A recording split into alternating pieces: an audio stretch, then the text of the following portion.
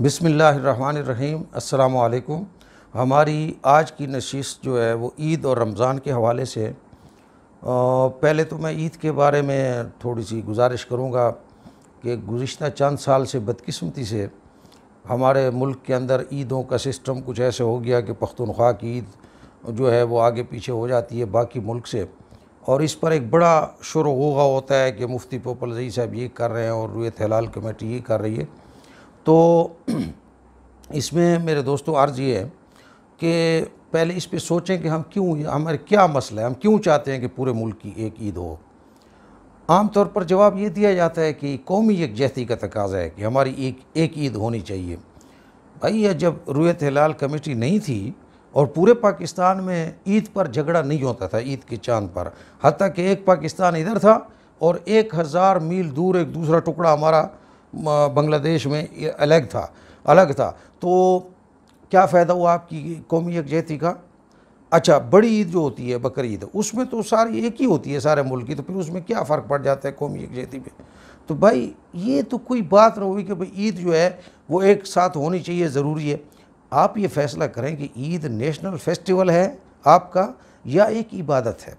अगर ये एक इबादत का जुज़्व है, इबादत की तकरीब है, इससे कोई फ़र्क नहीं पड़ता कोई आदमी कहाँ का कर ले। अभी हमें सारी उम्मत की मुख्तलिफ ईदें हो रही हैं, क्या फ़र्क पड़ रहा है। आपकी कराची में और टाइम पे नमाज होती है, दूसरी का और टाइम पे, तो जब इसमें क्या फ़र्क पड़ जाता है कि पूरी उम्मत एक ज़रूरी है करना।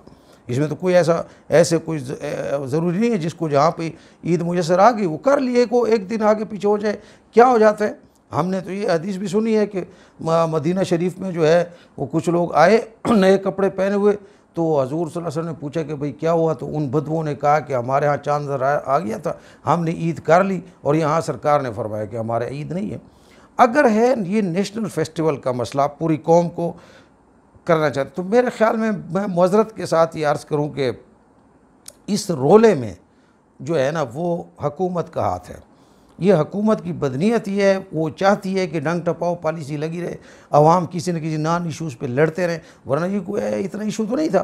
भाई अगर आपने एक ही ईद पूरे मुल्क में करनी है तो एक ईद पूरे मुल्क में करने के लिए आपके पास कंप्यूटराइज सिस्टम है, आप उसमें ऐलान कर दें, कैलेंडर बना दें, ऐलान कर दें, इस वक्त सारी कुछ मौजूद है, किसी की बात सुनने की ज़रूरत नहीं है, सबको कमरी महीने का पता है, कंप्यूटर से कहाँ पे चांद आता है नहीं आता सबको पता है।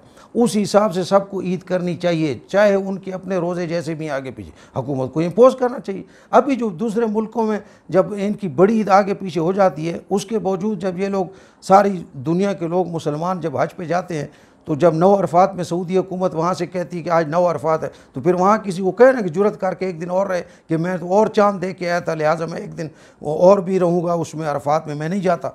वहाँ डंडे का जोर है तो सारे एक जैसा करते हैं।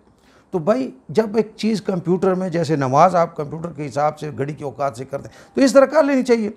अच्छा, फिर हुकूमत ने जनाब वो साइंस का आपके पास महकमा, हुकूमत को चाहिए उसका ऐलान कर दे उस हिसाब से।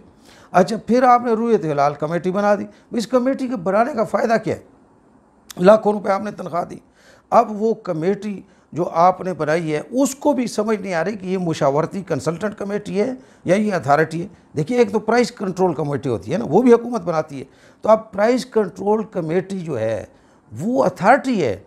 अब ऐसा नहीं हो सकता कि पाकिस्तान में कोई दूसरा आदमी जो है वो अपनी कमेटी बनाकर अपनी कीमतें रोज़ाना की बताना शुरू कर दे जो हुकूमत की कमेटी के मुकाबले में। तो अगर आपने ये अथॉरिटी बनाई है रुएत-ए-हिलाल कमेटी, तो फिर मुफ्ती पोपलजई हो या कसे बाशद, उसने दूसरी जगह बैठे क्यों है इसके मुकाबले में, आपने गिरफ़्तार क्यों नहीं किया। और अगर ये मुशावरती कमेटी है, जैसे कायमा कमेटी आप बनाते हैं आइन में इस्लाहात के लिए, तो फिर तो जब ये मुशावरती कमेटी है तो फिर वो पेशावर वाले अपनी जगह बैठे, आप अपनी जगह बैठे, आपको इस पर एतराज़ क्या है। आप अपनी ईद कर लें, वो अपनी ईद कर लेंगे। तो ये हुकूमत का जो है ये कोई, अच्छा फिर खुद रुएत-ए-हिलाल कमेटी का अजीब व गरीब निज़ाम है। यानी आप जो हैं आप 9 बजे 29 तारीख को 9 बजे ऐलान कर देते हैं मुफ्ती मुनीब से, पूरे मुल्क में कहीं चांद नज़र नहीं आया।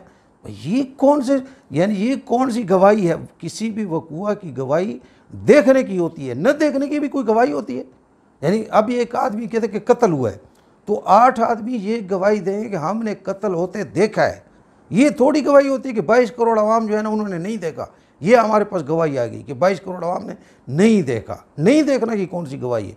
जुमला तो ये होना चाहिए था कि 9 बजे 10 बजे रुएत-ए-हिलाल कमेटी वाले ये कहते कि हमें अब तक चाँद देखने की इतलात मौसूल नहीं हुई है। ये कहते, ये थोड़ी है कि चाँद नज़र नहीं आया। चाँद को भी 29 तारीख की शाम से लेकर 30 तारीख की सुबह तक आपको बैठना चाहिए था। जो जो गवाहियाँ आती रहेंगी आप तक पहुँचती रहेंगी।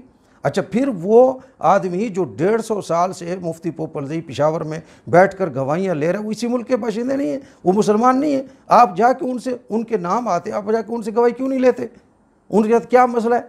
आप कहते हो मुफ्ती पोपलजई हमारी कमेटी में आके बैठे। मुफ्ती पोपलजई अगर आपके साथ बैठ जाए रुएत-ए-हिलाल कमेटी में, फिर आपसे इख्तिलाफ करे, आप कहेंगे फसादी है, आपकी मान कर चले तो फिर ठीक है। तो ये तो नहीं हो सकता। आप मुफ्ती पोपलजई ने जो दिए हुए हैं गवाह, उनके पास आप भी चले जाएं ना, उनसे पूछ लें, जो गवाही आपने लेनी है ले लें। नहीं तो इस कमेटी की कोई ज़रूरत नहीं है। या तो हुकूमत एक वो कर दे जो कंप्यूटराइज सिस्टम है। मेरा अपना ज़ाती ख्याल में यही है कि उसी तरह होना चाहिए। भाई आजकल आपके पास साइंस डेवलप हो चुकी है। ये जो हदीस शरीफ है, कुरान में तो ऐसा कोई जिक्र नहीं है। हदीस शरीफ में आप ये कहते हैं कि भाई रुएत-ए-हिलाल, आपको रमज़ान का चाँद देखना चाहिए। बाद लोग एतराज़ करते हैं कि मुफ्ती साहब पोपलजई साहब और दूसरे 11 महीनों में कहाँ गुम होते हैं। इसलिए कि इसी महीने के लिए हुक्म है ना कि इसके आप ईद और रमज़ान के चाँद के लिए बैठेंगे, इसलिए तो बैठते हैं। अब रुयत का मतलब तो ये है ना, अगर आप इस रुयत का मतलब लेते हैं आँखों से देखना, तो फिर तो इस पर ऐनक भी नहीं लगानी चाहिए, दूरबीन भी नहीं लगानी चाहिए, खाली आँख से देखना चाहिए। लेकिन हम तो नहीं समझते कि रुयत का मतलब ज़रूरी है कि आँख से देखें। लफ्ज़ों के मतलब को समझा जाता है। अल्लाह ताला ने कुरान मजीद में फरमाया वरायतन्नास यदखुलून फी दीनिल्लाहि अफ़वाजा। तो अल्लाह ताला, क्या हज़ूर सल्लल्लाहु अलैहि वसल्लम ने फ़ौजों को खुद देखा कि वो सारे के सारे दाखिल हो रहे थे? रुयत का लफ्ज़ इसमें इस्तेमाल हो गया।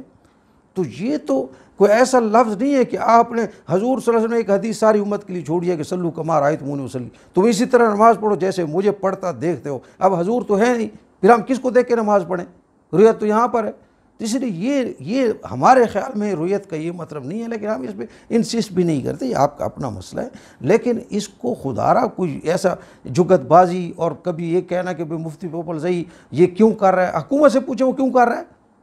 तो इसलिए ये कोई इतना वो इशू नहीं होना चाहिए। आप अपनी ईद मनाएं, वो अपनी ईद मनाते, इसमें क्या फ़र्क पड़ जाता है।